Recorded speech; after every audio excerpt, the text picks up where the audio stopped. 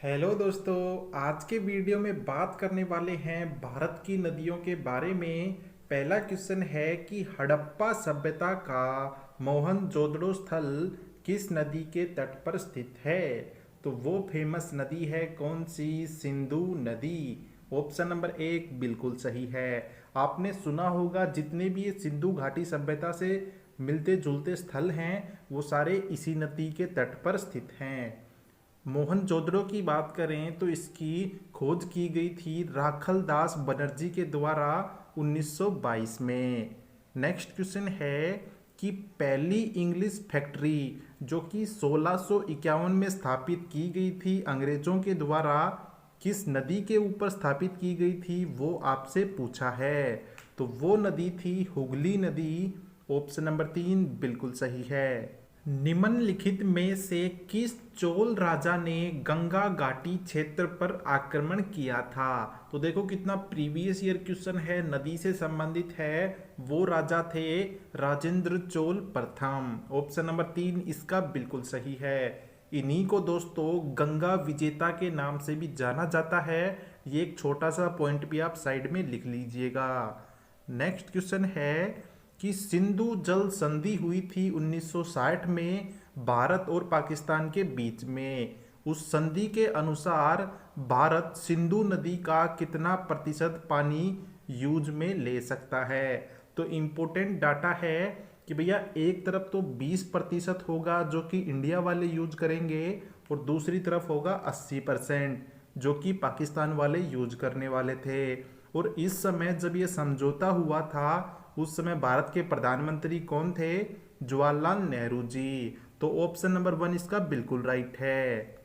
Next question है कि निम्नलिखित में से कौन सी नदी भारत में सर्वाधिक राज्यों से होकर गुजरती है? ये वही नदी है जो कि भारत की सबसे लंबी नदी है, वो है गंगा। जी हाँ दोस्तों, माँ गंगा नदी सबसे ज्यादा राज्यों से होके गुजरती है। ये मानना है एसएससी ने बिल्कुल राइट।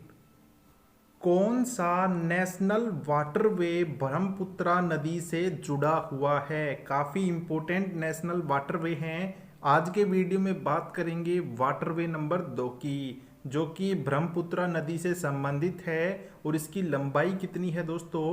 891 किलोमीटर की इसकी टोटल लंबाई है।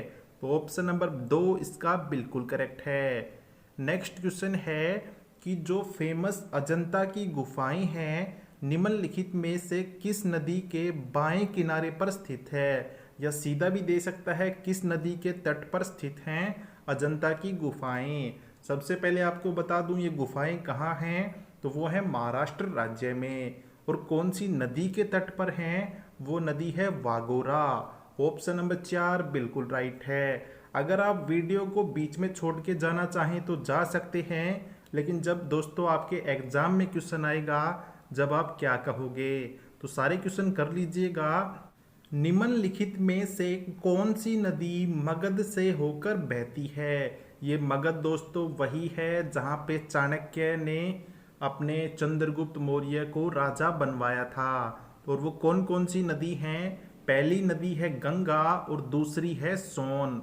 ऑप्शन नंबर 1 बिल्कुल राइट है। ये दोनों नदियाँ मगध की फेमस नदी थी।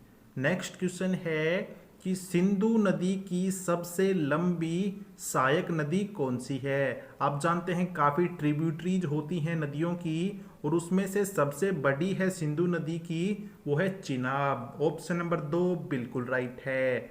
एक वेरी इंपॉर्टेंट क्वेश्चन है कि हैरिके बैराज का निर्माण किन दो नदियों के संगम पर किया गया है? वो दो फेमस नदियां हैं। उससे पहले आपको बता दूं यह बैराज कहाँ पे है?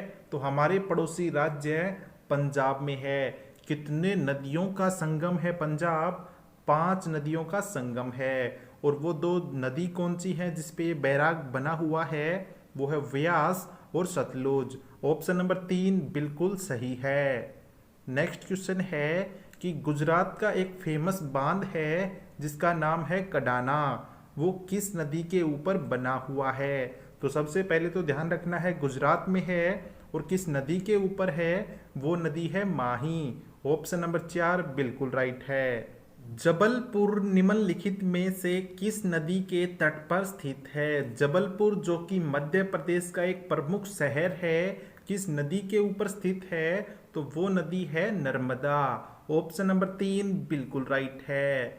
अगला इम्पोर्टेंट क्वेश्चन है कि आप जानते हैं काफ़ी पावर स्टेशन है इंडिया में, जिसमें से एक फेमस है नरोरा। ये कहाँ पे है आपसे वो पूछा गया है, लेकिन आपको ये भी ध्यान रखना है किस नदी के तट पर है। गंगा नदी के तट पर स्थित है। और राज्य कौन सा है? वो है हमारा उत्तर प्रदेश। ऑप्शन नंबर 4 बिल्कुल राइट है। उत्तर पूर्वी भारत का एक फेमस महोत्सव है जिसका नाम है माजुली महोत्सव। वो किस नदी के तट पर मनाया जाता है? तो जैसा आपने सुना होगा एक माजुली द्वीप भी है जो कि असम राज्य का है, वैसे ही ये महोत्सव भी असम राज्य में मनाया जाता है और वो भी जनवरी मंथ में हर साल मनाते हैं। और वो किस नदी के ऊपर है? वो नदी है लुइट। ऑप्शन नंबर 1 बिल्कुल सही है। नेक्स्ट क्वेश्चन है कि किस नदी को नर्मदा की दासी के रूप में जाना जाता है?